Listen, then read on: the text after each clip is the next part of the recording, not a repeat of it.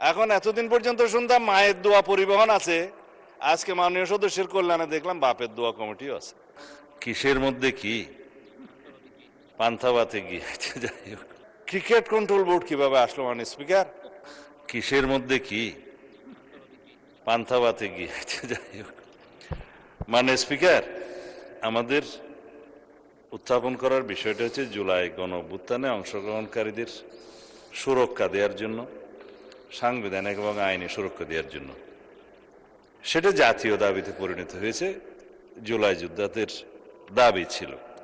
তার প্রেক্ষিতে জুলাই জাতীয় সনদ স্বাক্ষরিত হয়েছে, তার মধ্যে অঙ্গীকারনামার একটা দফা ছিল এবং সেই দফাটা পরবর্তীকালে যেদিন সই করব সেদিনও একটা আন্দোলনের প্রেক্ষিতে আমরা অনুরোধ করে কমিশনকে অ্যামেন্ডমেন্ট আনিয়েছিলাম তাদের দাবির প্রেক্ষিতে। তার মানে যারা জুলাই গণ অভ্যুত্থানে, ছাত্র গণ অভ্যুত্থানে অংশগ্রহণ করেছিলেন তাদের উপরে তো হানাদার বাহিনীর মতো গণহত্যাকারী আওয়ামী লীগ এবং তাদের সন্ত্রাসী গোষ্ঠী এবং পেটুয়া বাহিনী নিপীড়ন চালিয়েছে, অত্যাচার চালিয়েছে, গণহত্যা চালিয়েছে। জনতার প্রতিরোধের মুখে তাদের মধ্যেও কেউ কেউ প্রাণ হারিয়েছে, এটা যুদ্ধের ময়দানে ফয়সালা হয়ে গেছে, আমরা বলেছি। সুতরাং তাদেরকে সাংবিধানিক এবং আইনি সুরক্ষা দেয়া দরকার। সেই প্রেক্ষিতে অধ্যাদেশটা ইন্টারিম গভর্নমেন্ট প্রণয়ন করে সবার মতামতের প্রেক্ষিতে। হ্যাঁ, এখানে যদি আপনি সংশোধন আনয়ন করতে চান, মাননীয় সদস্যের উদ্দেশ্যে বলছি, সেটা সেকেন্ড রিডিং মধ্যে আপনি সংশোধনে আনতে পারতেন, আগে নোটিশ দিতে পারতেন, সেই সংশোধনীগুলো নিয়ে আমরা আলাপ করতে পারতাম। সেটা একটা স্টেজ। এখন বিল উত্থাপনের পরে বা উত্থাপনের অনুমতি চাওয়ার পরে আপনি পারেন বিধি মোতাবেক ৭৪, ৭৫, ৭৬ বিধিতে পারেন, কিন্তু এর প্রেক্ষিতে আমার যে জবাবগুলো আজকে দিতে হবে ফর রেকর্ড, সেই জবাবগুলো আমার বলা উচিত, জবাব দেওয়া উচিত। এখানে ক্রিকেট কন্ট্রোল বোর্ড কিভাবে আসলো মাননীয় স্পিকার?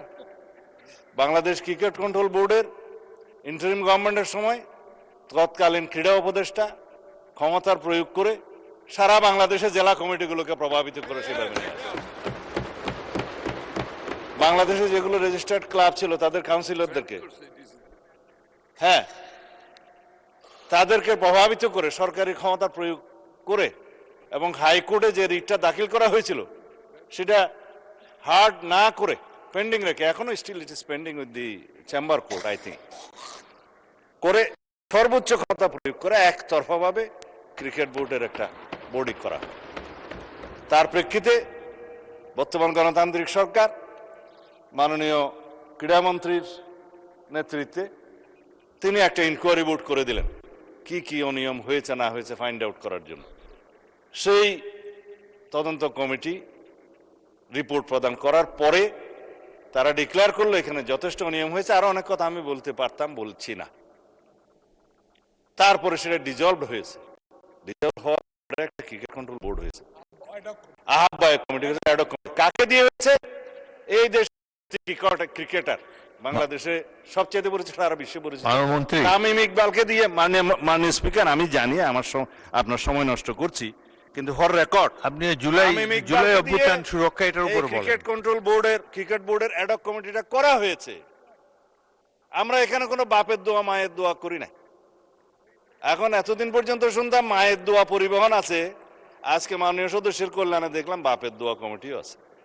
যাই হোক, মানবাধিকার কমিশন নিয়ে উনি কথা বলেছেন, এটা বলতে হয়, জাতির কাছে কিন্তু ভুল রিপোর্ট যাচ্ছে মাননীয় স্পিকার। হ্যাঁ, ৩ মাসের ভিতরে ক্রিকেট কন্ট্রোল বোর্ড ইলেকশন দেবে তারা বিধি মোতাবেক।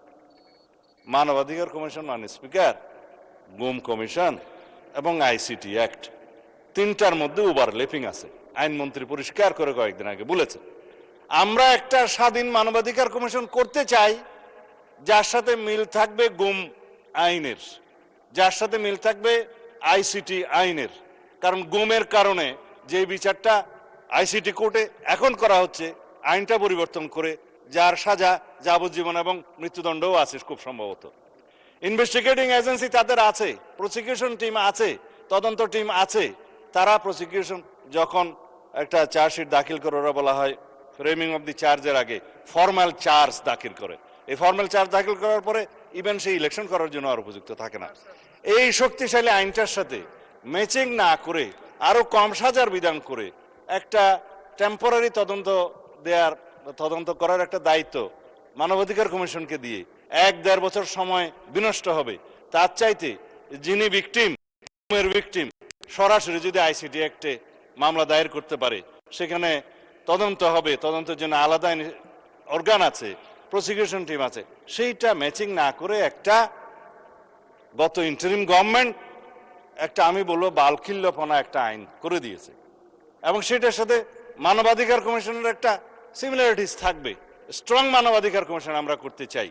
এখন যে মানবাধিকার কমিশনকে যে সমস্ত ক্ষমতা দেয়া হয়েছে তার সাথে স্টেক হোল্ডারদের আলাপ আলোচনা ছিল না।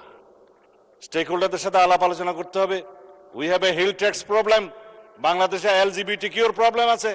আমাদের সামাজিক এবং অর্থনৈতিক এবং ধার্মিক সমস্ত কালচারকে মিলিয়ে তারপরে আমরা এই দেশের উপযোগী আন্তর্জাতিক মানসম্পন্ন ইনশাআল্লাহ মানবাধিকার কমিশন বিল আমরা এখানে আনবো, সেটা আমাদের কমিটমেন্ট। তার সাথে এগুলো বাধা দেওয়ার কিছু নেই। বিশ্ববিদ্যালয় এবং বাংলাদেশ ব্যাংক দখল কারা করেছিল মাননীয় স্পিকার ইন্টারিম গভর্নমেন্টের সময়, সেটা এই দেশের মানুষ জানে।